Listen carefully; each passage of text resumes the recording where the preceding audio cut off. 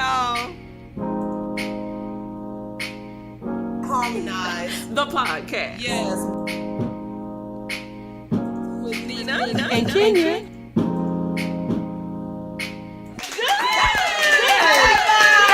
We getting into it. Oh, yes. Now, okay. Is this thing on? Are you there, caller? Hello. DJ, please pick up the phone. You're on the request line. We back. This is Nina. And Kenya. And we are Harmonize the podcast. We talk about all things: being black, Being a woman, being a wife, being a mother, being a Christian, being an artist, and all the things. Oh my gosh, we did it without any problems on the first try. Yes, a slide. That's right. We got a slide 5. Yes, turn, walk, talk, drop, lift, reach, punch, step, pas de bourrée, chassé, grand jeté across the floor, turn around, roll your head. Okay.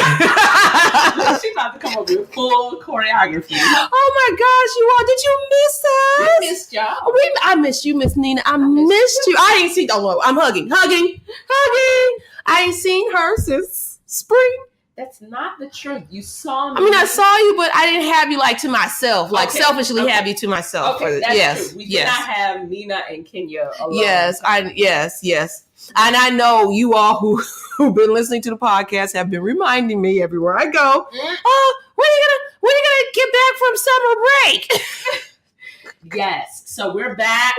We are back, y'all. Oh my God. August the 24th when this drops. Oh my gosh. Probably on Monday, August, which will be the 27th Yes. of August. Yes. This will drop.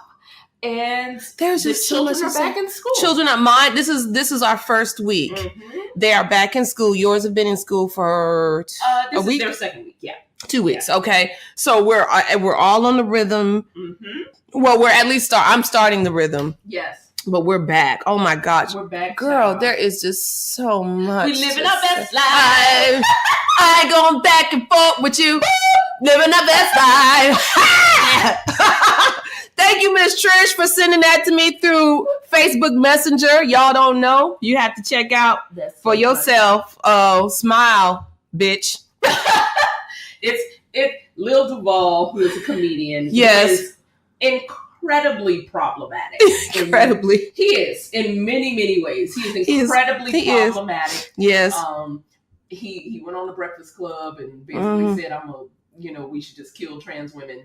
Oh Lord. Yeah, he's a fool. He's just dumb as hell. Fool, and I didn't realize that it was the same person until my sister told me. I was like, damn, we can't like nothing. I know. Yeah, that's the problem. Right. That's why I wish I didn't like the damn song. Right. But he did this video at the beginning of 2018, which was really funny. He was doing with himself in his own bathroom, talking about, get up, look yourself in the mirror and say, smile, bitch. Come on. And it was funny. But what is funnier is that Snoop saw it. Snoop Doggy Dogg. Another one. Right. And he was like, we going to make a track. And they made a full song. You can download it. Yes. And they have made videos. Yes. And it is really It's funny. hilarious. I don't want to like it, you all. I want to say between Nina and myself. I mean, because they use it, they use the N-word all the time. And I'm like, there's also that. And I don't knock people who use it. Well, certain people, of course. But for me personally, it's not something that I make a habit of using. It's, it hurts me a lot of time on my tongue. My teeth hurt. No, you don't say it. I just don't say it. But when they made this song, I was like, oh my God. Well, and it's like, it is the problematic relation, the very complex and complicated relationship that women in general have to hip hop. Exactly. Because it is one of the most misogynistic forms. It is. It really is. Genres of music that exist. It's horrible. It's horrible. In terms of its misogyny and the toxic patriarchy that's in it, But at the same time, because at the same time, the message is, I'm living my best life. Exactly. I'm up. I'm smile. Because at least you got up this morning. So it says the same things that you would say spiritually. Right. It just says it in a way. Right. We're going to do an episode about this because, guys, yes. What? Yes, what? We are a year old. Yes, that's right. We are. Come on. Happy birthday to us. Bon anniversaire.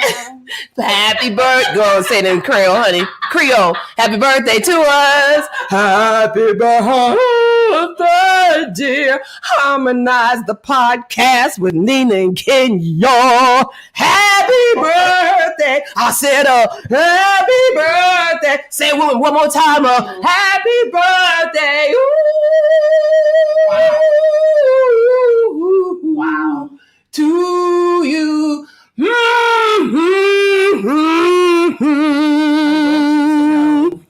That I fed her before I gave her wine. I fed her. I promise I fed her. I fed her. Why did she just toast the microphone? I fed her some of the best gumbo. Thank you, my mom. Ever made in my life. Child, I'm about to say, Listen. Lise Le Ponton. Roulette. Up in here. Oh my gosh. I'm sorry, not Lise. Lise, my bad. Lise. Sorry, Lise. Le Ponton Roulette. Sorry. Listen, we are 6 minutes and 20 seconds. Oh my gosh! If this is any indication, yeah, today is going. Yes. I tell you, this is gonna be a 2-parter or a 3-parter. Listen, I know. Yes. Okay, so we're gonna do a couple things. Yes. We're gonna recap the summer. Yes. We're gonna talk about maybe a little bit of how we dealt with stuff all of the summer because it was a lot. This was a powerful year. Yeah. And it wasn't just for us. Like I know there's some of you listeners. So we're gonna recap the summer. Yes. Mm-hmm. We will talk about how we harmonized. Yes. Some of the summer. Yes. And maybe get into what's upcoming for us or what we're planning. Yeah. In the coming year in Harmonize's second revolution around the sun. Yes. They say in podcast world, if you make it past 11 episodes, I'm sure that's going up to like 15, that, you'll stick around. Well, we're going to call this episode, because we were like 1 through whatever. Yeah. So this is season 2. Yeah. So this is officially the start of season 2. Yes. So this will be season 2 through whenever. Right. So I don't know if we're going to call it like 201. Yeah. Even though that's a misnomer because it's like actually episode like 37. I don't know. Yeah, we'll figure it out. We'll get back to you. Yeah. That's anyway. a great thing about, because this is based off of us, like motherhood. Yeah. So, do what you want. Yeah, that's right. That's right. That's how this works up in here. Right. It's mothers who have some handles on some things. Because we said so. Yes, that's right.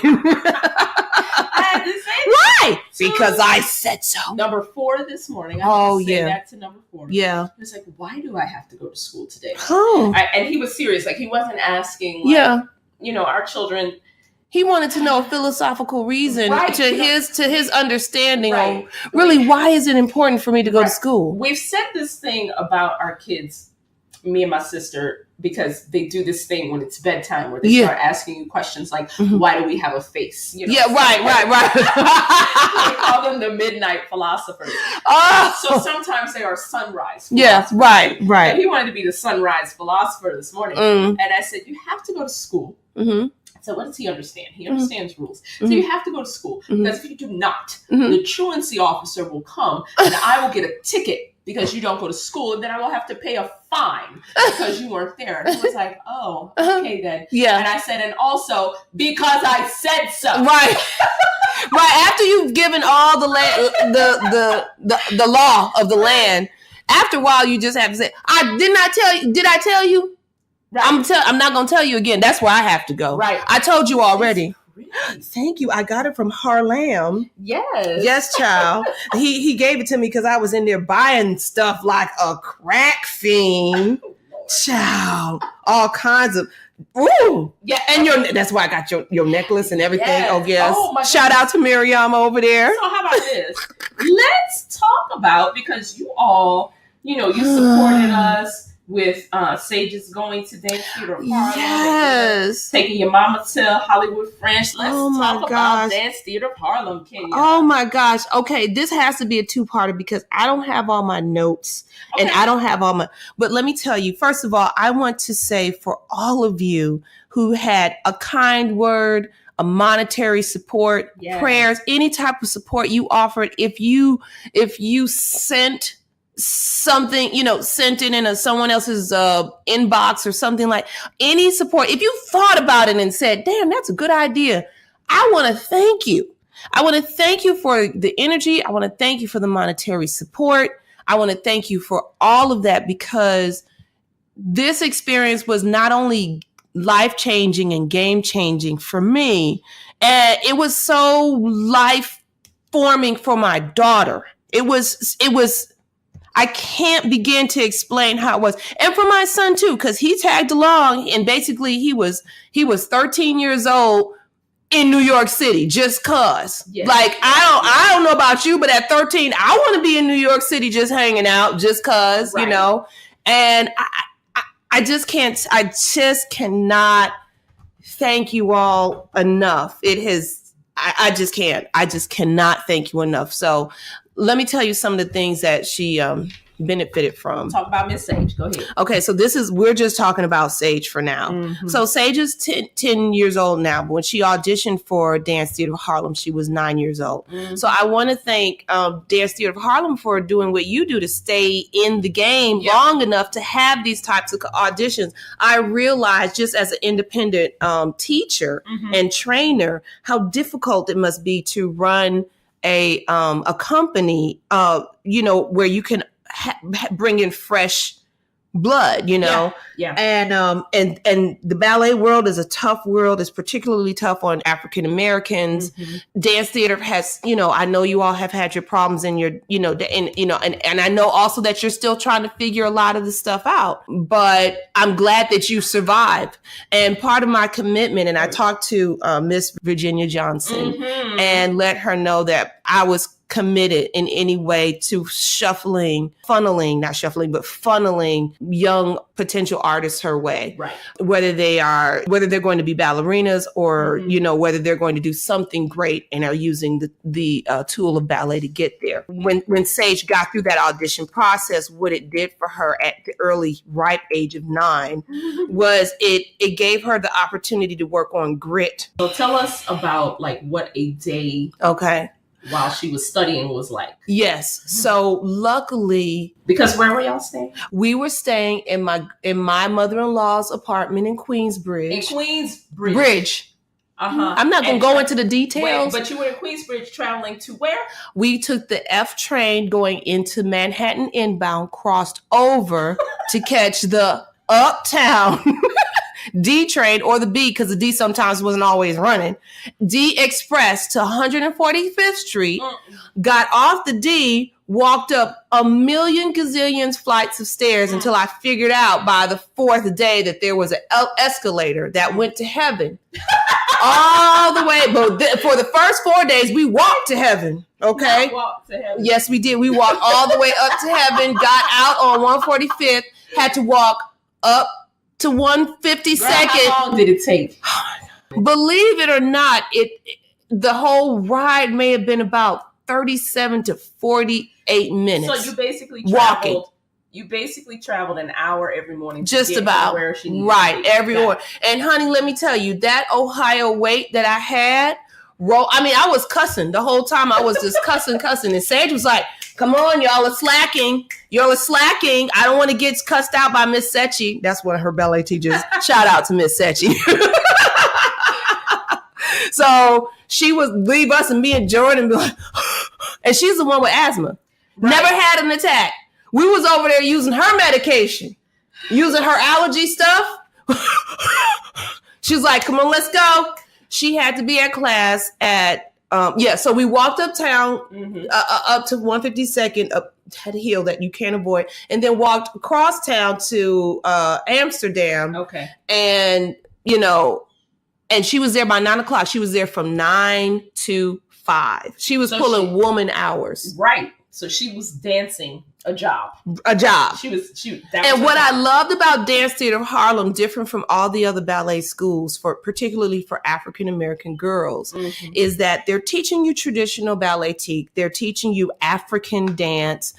You're learning jazz, but they had this class called supplemental, which Thera Ward was in charge of. Hi, Miss Ward. You're wonderful. Oh my God, y'all. If y'all don't know, y'all need to know.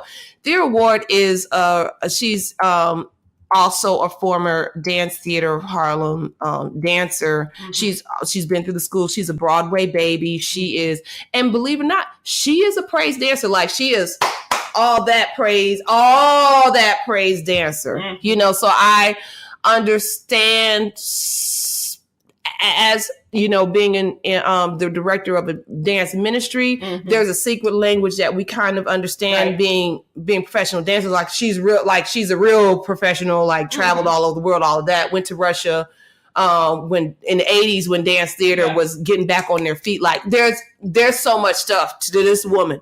Right. So she did a supplement class in which they learned not only the history of ballet, but they learned about the history of Blacks in ballet, particularly the history of Dance Theater of Harlem. Come on. And their dancers and the involvement of pushing ballet into the future in a real way. So, and this is exactly what I wanted Sage to be grounded on before she goes anywhere else. I don't knock any of the other ballet schools. Yeah. This is what I wanted for my daughter. So you all who supported her really made that come true. Absolutely. Miss Ward was very surprised, I think, by how the class was received, especially by Sage. There was a couple other girls too. I can't recall their names, but by Sage, you know, she was just like, that baby did her homework during 4th of July. Look, she came in. She did it on a train. And I never saw it. I was like, baby, this is great work. When did you? She was like, I was on the train. I was like, how did you do that? I was watching you the whole time on the train. So, you know, Sage got her train, you know, on, like, I mean, and it's a delicate, scary situation to have your 10-year-old on the train. There was New Yorkers there who was like, I'm not putting my baby on the train. We're going to get a house or whatever near here, and we're going to walk. Yeah. But my baby got on the train and, you know. Not by herself. I was with her, and Jordan was with her too. You know, so but anyway, she did this class, supplemental class. And what's interesting about the supplementary class is that it reminded me very much of something that Diane McIntyre would have done. Dr. McIntyre would have done. Yes, Dr. Diane. Yes, Dr. Genius. Yes, come on, Miss Nina. Come on. The fact that we know. Yes. A MacArthur Genius Fellow in person. And have worked with her. Yes. And can pick up the phone and call her. And say, that is a special, beautiful thing. It really is. How long were y'all in New York? So we were in New York for 3 full weeks. 3 full weeks. And here's where the harmonizing comes in. Yes. We don't have to get into all of the gory detail. No. But what did you do the day before you left? Child, I want y'all to understand something. Sit down. Everybody sit down. Take a seat. If you have a wine glass, fill it. If you have a cigarette, light it up or whatever. If you have anything else, you need to put that shit away. You got a problem. No. Okay? Here, have a cup of tea. We moved. And how long had you been in the house? This was a house that we had been in 5 going on 6 years. So you moved 4 people's 6-year-old life. Yes. Out of a house into a condo the day before you drove. We drove to New York. And we were still moving that day. I mean, we didn't get out of town. It was our hope that we would be done at the very least, at the wee hours of the morning. We weren't done until 1:30. So we didn't pull out until like 2:30ish. And it was funny because the move was traumatic. The move was terrible. It was so bad. I had lost contact with Miss Nina. Do you want to talk about it? Because you don't have to. I want to talk about it. Okay, fam. Yes. Let me talk about it. Because this is part of the ugly. Y'all need to understand. This is part of the ugly. Let's go back. First of all, let's go back. Here I hold in my hand my passion planner. Miss Trish got me. This is important. They can't hear you. Oh, I'm sorry. This is important, this passion planner, because for like 2-3 years prior, Miss Nina had been talking about this passion planner. Mm-hmm. She was in love with this passion planner, and I was like, I love the passion planner, but I just, you don't know when you don't know, you just don't know. I'm like, I love that you love this passion planner. It sounds like it's the greatest thing since white sliced bread, and I was in a different mindset. I was just, trying to just kind of get by, and we are not being funded, or we are not being paid for passion planning stuff. This is not an official sponsorship. No, it's not. We would love it. If you want to, Passion Planner TM would like to sponsor the Harmonize. Honey, podcast. We are there. We are there. Because I'm going to tell you, this book is next to my cell phone and my Bible. Okay, that is where this book lies. This book I received once I made the decision. Actually it was a sage decision, and it was like a divine intervention of wanting to go to Dance Theater of Harlem. Right. The audition was in Detroit. That was the closest city. Yep. Even though the money situation at the time told me that I should not go, and after I had decided to go, I went anyway. And I don't know if you remember this, but even on the day that I was leaving, on the day before, I was hit with this disturbing phone call of someone who needed money right away. I remember. And I couldn't go. And I talked to you and Kelly, and y'all was like, yeah, maybe you shouldn't go. And I was like, I was irate, and you could tell it. Yep. Because I usually will listen, but if it's something is stirring in me, I'm like, no, I don't think that's the answer. And when you heard that, I think you were like, no, do what you need to do. Because first of all, you ain't hearing me right now anyway. Like, do what you gotta do, because you're not even listening to me anyway. Can you come do what you want? Yeah, but I think what you saw, what you understood, was something a little bit that made practical sense, because what you were saying actually made practical sense. I didn't need to go on this trip, but at the same time, I was like, that money's not gonna come any sooner. Right. If I don't do this, my life will not change. Like all of that stuff. Cutting up back there. Who is y'all? I got so many birds and rabbits and hi.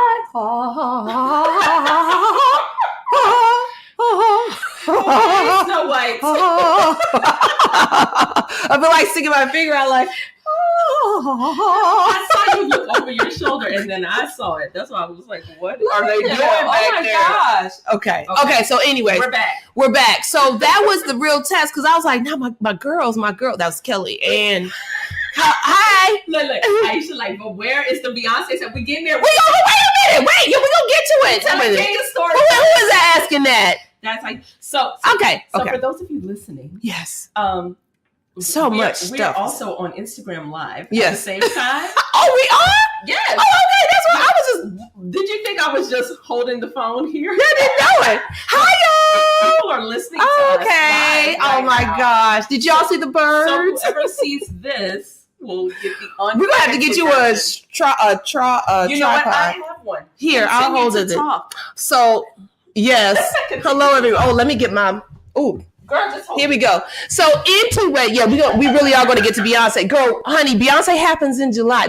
We going to get to it. Keep talking, because we don't got that much time. Okay. So anyway, where was I? Miss Nina? You were talking about going to the audition. Right. Okay. So I didn't know if this is something that I should do. It didn't make practical sense, but in me was like, if you don't do this, your life won't be changed. You won't be happy with yourself. That's for sure. It's not like another opportunity would have come along, but another opportunity would not have come along. So I went ahead and I did go to Detroit, and everything fell into place. It just fell into place. I didn't have to. The weather was wonderful for January in Detroit. She did the audition. She went through all of those things that you go through a first audition. It was emotional. But while I was there, my friend Trish, who is a passion planner person, yes, was like, do you want this planner? I but she had the rose. She has the rose gold, honey. Okay, and so she was like, here, can you do that? And it was funny because just the week before, Miss Nina printed off copies for me because, at the time, funds were an issue. And I was tired of playing with her. And she was tired of playing with me. So she was like, here, bitch, have this. And I said, thank you, bitch. I appreciate it. So I got it. But what happened was I was excited in a way that I hadn't been in a long time with, because, schedules actually excite me, and I'm not sure why, because I'm such a not schedule person. Right. We getting a vision. Y'all work with us. I'm gonna keep talking so we can get to that Beyonce concert. Okay. So you went to the thing, you got the thing from Trish. After you went to the audition. The audition was great for her because it did exactly what I wanted to do, which was to put her in a place where she could develop. Where she could overcome what may be anxiety for her. Absolutely. So we got you there. You moved.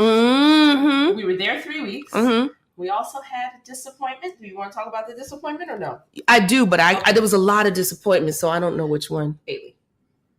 Oh, yeah. So I put all of the things in my passion planner of what I wanted to do. And miraculously, with prayer and with a good support system. Say it again. With prayer. Prayer, honey. Prayer and meditation. Yeah. And a good support system. A lot of things actually just fell into place because I believe that my plan fell in parallel with God's plan. Yeah. Because sometimes you can have, stuff that doesn't fall with God's plan. And this is what we're going to talk about. While I was there, I was also hoping to get, and I put everything down. I put in moving into a nice situation. Can we talk about the moving real quick? Yes, we can. We ask me the questions because otherwise I'll be starting to tell. We gonna talk about my end of the movie. Yes. So yes. So this is not funny. We can laugh about it now, though. Okay. But it was not funny at the time. But this is why. So I guess I want to talk about this piece because the importance of having your sister circle. Yes. Yes. Or your friend circle. Is important. Yeah. And so I see you, Aisha. Hi. She's like, tell me how. Okay. So what happened was, so y'all moved from a house into a condo. A duplex. Which is gorgeous. Yeah. It is gorgeous. It is. But at first I was like, but Kenya's mind, and I understand this. So here's a brief, ever so brief, just kind of background understanding. We both understand that historically, land, quote unquote, which for us, kind of in modern times, middle class people, means a house. Yes. Is historically an important thing to have. Right. You want to be able to leave legacy. And we talk about that all the time. Right. So the idea of having gone from a home, because we both went through the housing crisis, into an apartment, and then getting back into a home, and then having to leave that home for a different reason, and going back into or what we think is back into. Was really, you was having a hard time. I was having a very difficult time. Let me tell you what kind of hard time Kenya was having. Kenya was like, we gonna have to go into this roach and bed bug infested hellhole. And she said it so much that I was like, Kenya, is that what you want? And she was like, no. Okay, so I'm gonna need for you to stop saying that. I know. Like, stop it. Just stop. Because I was going on a good roll. Everything else was happening fine. And then the trauma of the first move from the first situation when we moved into a house, to be honest, that I wasn't particularly crazy about. Right.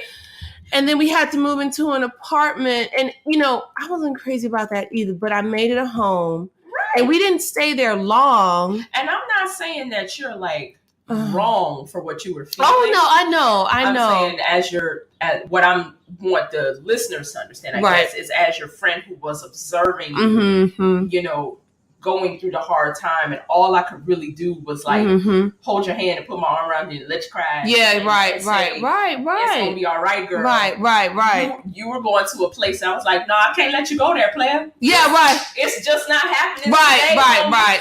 Because in my mind, I was like, And this is where I felt like very much of a diva in a sense, because I was like, wherever I go, I have to have like 4 bedrooms and 2 bathrooms, and all the things. And then when we moved, I remember my state feeling like that before we moved into an apartment, and I kept getting talked down because, that wasn't what we thought we could afford at the time. And so when we went there, I was just crushed. I know this sounds really sad. And I know, I feel bad because here I am raised in a house that had, it had 1 bathroom. We had another bathroom, but you didn't want to go down to that bathroom, but it was basically 1 bathroom. It was 3 or 4 of us. It was fine, and then there's Joseph's people who is like, it's an endless amount of people living in their apartment, and there's 1 bathroom, and for whatever reason, for him, it's okay. When I go stay there, I'm like, oh, that's fine. But for me, I'm like, oh, no. Whoa. The old Southern woman comes out. I'm like, oh, my God. Eat on paper plates? What? How dare you? But I think, like somewhere along the line where it's maybe not taught isn't the right word, maybe conditioned to believe that, anything other than a home is less, unless you're in New York. That's one thing. But also that, if you want too much if you want too much more for yourself than what you're used to, that somehow like you're not humble enough. Like we get all of these like mixed messages. Right. Like, on one hand, it's like you have to visualize. Yeah. You want this thing. Right. And see, when I visualize way. I'm big. Well, yes, we both do. That's why we're friends. Right. I want the house that they had in The Incredibles 2. Like that's the one I want. Honey, that's a cartoon. Now let me tell you something, honey. When you go see Crazy Rich Asians, I can't wait for that reason. Wait, let me show you something. Listen, but what I'm saying is, it's like we have all of these like mixed messages coming at us constantly. And consistently. Yeah. That there's a point where it gets exhausting to pull out all of the tools to continue to remain positive all of the time. Right. Like it's so much work. And I was at my maximum because it was April. It was mid-April when I found out we had to move. Yeah. You were at capacity. And what was, what made it more of a challenge because you were getting ready for Fringe. Kelly was which we're going to talk about. I can't wait to talk about that now. You were getting ready for the Fringe. And I had to completely pull away and just start to handle business on a daily basis. It got to the point that because you were already away in LA, Kelly was there with you. I was like, I don't know what to do. I was surrounded by junk. I was going through exactly what you were saying. And I really felt the need to do that. I needed to move first. I could have prolonged it and done it when I came back. But I felt like if I spent a month in New York on the floor, because I saw my new spot too. And I was like, I saw it and it hadn't been cleaned. And I was like, but I do like the floors and I do like the windows, but and they were like, "Girl, it's gonna be fine. You're gonna do it." I was like, "Okay." But listen, she did it. Like I've seen Kenya do more with less, but it was just that it was all happening at the same time. And it just was a lot. And I think it's important to acknowledge that it was a lot. It was a lot. Happening. It was too. And even though you got drained because you were just at capacity, like what's the thing?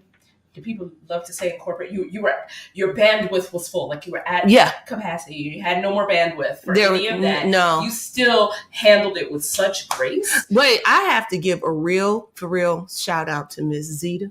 Yes, Hunty, let me tell you. Got her together. Let me tell you. Miss Zeta was on the show. She was on episode. I'm going to tell you right now. We're going to tell you what I'm going to. Let me tell you the power and the skill of Miss Zeta. But Miss Zeta, who makes average things glamorous. Look amazing. Amazing. I called her. We needed to move by Friday because we needed to be in New York by Saturday. I woke up in a complete and full panic attack And she had been on my mind like days prior, but in my mind, it was like, I can't keep bothering people with this, and I can't, because I know I do really have a problem with that, because I just never want to overstep my boundaries. I know, and I'm so sorry, but you'll have to like come in and reach me and get me, because I really don't want to overstep my boundaries with the people that I really, really care about. Okay. It's true. I'm gonna tell y'all in a second. But anyways, I called Miss Zeta. No, I didn't call her. I sent her a text that said, "Help!" And then I waited, and then I called her, and I was like, and she was just laughing because she had just gotten the text. And I was like, I don't care what you do. I don't know what I should do. Come over here and please help me. Because she was the one who was like, girl, you need to start packing. Let me tell you, because I done moved so many times. Moved from Atlanta, honey. And Zeta from New York. Yes, she is from Manhattan. Okay, Manhattan. She does not play. All of her people is from Brooklyn. She does not play. She gets the shit together. Excuse my French. She gets the shit together. Okay, let me tell you, she came over promptly. Yep. If I'm lying, I'm flying.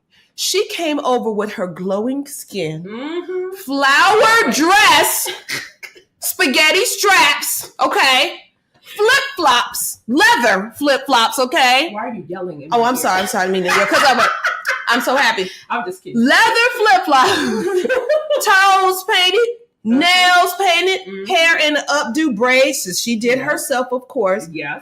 Full, like, nice gloss earrings. She had a broom and the thing you sweep, the sweeper thing in, and a bag. Episode 18. That's the episode. That's the way. That's the one. Creative Legacy. Yes. She came in and she brought her daughter, and she became commando. She was the chief in charge. She was like, you need that sometimes? No, I absolutely needed it. I needed a director. Tell me what to do today. That's all I needed. I was like, you don't have to do anything. I'll do everything. She's like, okay. So she came over and she was like, first of all, make sure you have all of the boxes. And I was like, I will. She was like, and do you have my coffee? Yes, ma'am. Yes, I have, honey. Kenya falls into And when I talk to Zeta, I feel like I've been talking to my mother-in-law, because then I'm just like, can we get more coffee and butter, please? Or my daughter-in-law, she's a thick accent girl too. Yes. So she came in, she was like, I need everybody to have their boxes, okay? Jordan and Fanon. Jordan had his little friend Fanon. Fanon is only 13 years old, but he is like 6'4", and he has a little tiny voice. And I call him Squeak Squeak, because he's always like, hi, Mrs. Cooper. Hi, Mr. Cooper. Hi. He comes in. So she was like, Sage and Akayla, y'all need to go upstairs and start labeling stuff. Kenya, we going to work this so that when Joseph come in, he could just start moving stuff, and we don't go. She had it to a science, because she knows the man. She knows the black man, okay? Because she married to a black man who's a labor worker, okay? She married to us. She know how to make it work, okay? She was just like, you gonna have this together, because you don't want him coming in here asking you all of these different questions. Y'all be killing each other by the end of the night. So make sure you have all of this stuff near the door, so that when he comes in, he can just start moving stuff, because he gonna be tired. He gonna be hungry. He not gonna be able to do anything. He not thinking about you. And when he comes in, I need you to go over in that corner. You need to sit down, and then we gonna keep working. And I'm like, how long do you think it's gonna be done? She's like, you ain't gonna get done. You'll be lucky if you get done 4 a.m. So you take your rest when you drink your water, take some coffee, make sure you eat something. And I'm telling you, she directed us all night. Yes. And all we heard was, you're slacking. Jordan for 9, you're slacking. Let's get it together. And they thought that was so funny. Because Zeta is funny, and you are funny too, and Zeta. So y'all went to New York, because we had 40 minutes. Okay. Oh my God. Okay. So we went to so Zeta came in. She did all of her work. She did all of that. Okay. She did it for 2 days. She left like that Wednesday. I was left to do the stuff for Thursday, and then Friday she was like, she stopped by again, and she like made stuff happen. Right. And it was so funny. Fanon, Jordan's friend, this is how I know he's a true friend. Joseph came home. He was not the nicest person, because he'd come home from work. He was equally as stressed. All we had was Jordan. Does she travel? Can we, honey? Can we let me tell you, she is worth it, Miss Aisha. I'm not lying to you. I am not lying to you. She was so organized and precise because she's been through this so many times. Look, we just started a new business for Zeta. Honey, she's got a new Zeta. Zeta. We just started a new business for Zeta. I'm telling you, just come in. All she has to, and she didn't do much, and she looked just as lovely going out as she came in. I was like, what? Who comes over to help somebody in leather flip flops with their toes done in a spaghetti flower dress? Zeta does. That's who. And she for real. She as beautifully as she came in. Yes. She walked out as beautifully. She was like, I'm gonna go home. I'm gonna go get some rest, y'all. You got it from here. I'll call you later. Thank you, Miss Zeta. Thank you so much. So I was like, I had to get Miss Zeta to hook up. So y'all did that. Did your 3 weeks in New York? Yes. And then you came back. Yes. And everything was moved into the house. Yes. Because Joseph was there with us every weekend. Right. That was another thing, y'all. So Joseph would drive them to New York, stay for a day, drive back home. Mm-hmm. Wait a week. Put boxes in rooms where they needed to be. That's all he did, y'all. Don't get it twisted. I love that he did that, though. That's a lot. Yeah. That's a lot. That's a lot. He put the boxes in the rooms where they belong. He put stop rolling your eyes, can you? He put the boxes in the rooms where they belong. Yes, he did. He went to work and then he drove back to That's New York right. on the weekend. Yes, he did. He did get us Joe's Pizza. And I was so happy he came on the weekends because the subways were so terrible. And it was nice to be in a little convertible in New York on the weekend. We were like living our best life. I ain't going back and forth with you. Living my best life. Oh. I can't with her. I cannot. Okay. So that was happening on your end of the world. Yes. Let's pause. And let us go. We're going back to April. Okay? To April? Yes. That far? Yes, okay. Because this is what the precursor, I mean, we could go further if you want to, but. At least May. Okay, let's go back to May. Okay. Because we did a lot in those months on the podcast. So they know what happened. Okay. With me anyway, because we did a lot. Okay, but we after about May is when I don't, so please tell me what happened with. Because I don't know. I was out of it. You're not. You were not out of it completely.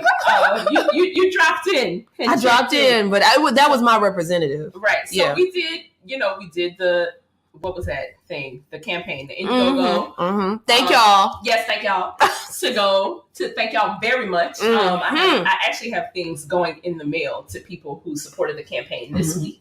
Yay.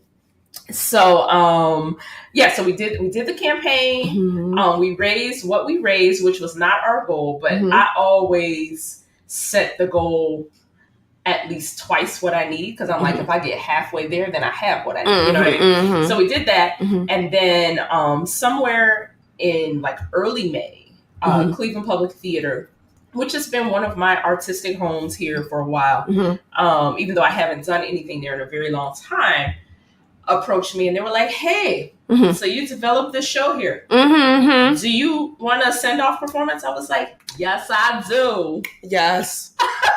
I do. And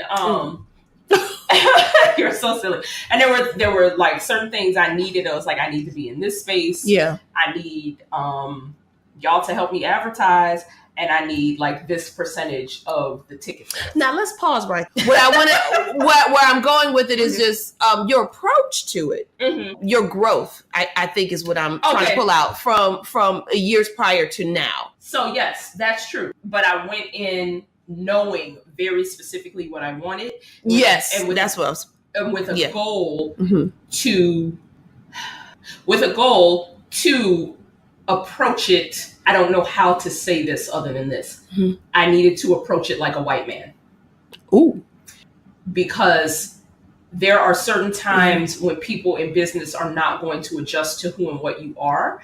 And in order to get in the game. That's a very real thing. Well, in order to get in the game, you have to do different things. So, She's moving in 3 weeks. So and there's no way to really say it like any. I'm trying to think of another way. Well, I mean, because the thing is, it's like, how do you do that and remain authentic to who you are? Because right. I mean, because but that, you know, but that's real. There is it's like, because so here's the thing. We're taught as artists when you were taught the business of the art, that you have to do things a certain way in order to participate in the art form on the business half. And I'm talking strictly about the acting world. And a lot of how that works. And actually, I just listened to Justin Simeon, the creator of Dear White People, has a podcast called Don't At Me. Okay. And he just interviewed Ava. Oh, and so she was talking about this very thing and talking about how there is the reason why she created Array, which is her distribution company. One, so she could distribute her own films, but also to distribute the films of other, you know, Black people in the diaspora who are not getting distributed by these big movie houses. And one of the things she was talking about is like, you know, those places, they think of their team, they think of their, you know, their company, all of that kind of. She said, and that has never been her mindset. Her mindset is always, that's my family. That is a very Black woman style of perception. Right. And that is the way that I was trained at Dillard. We are family. Yes, we're a team. All of that, all the professionalism is there, all those things. Like we were taught the work ethic and the professionalism and all those things. Right. But the other thing that we were taught as Black students in this art form was, this is your community as well. Right. And there are certain rules that apply to community that you don't apply to business. Right. Or there is an extra set of rules that goes along with community in addition to the profession and the business. White men don't think like that. White men are not trained to think like that. That's not a judgment. That's an observation.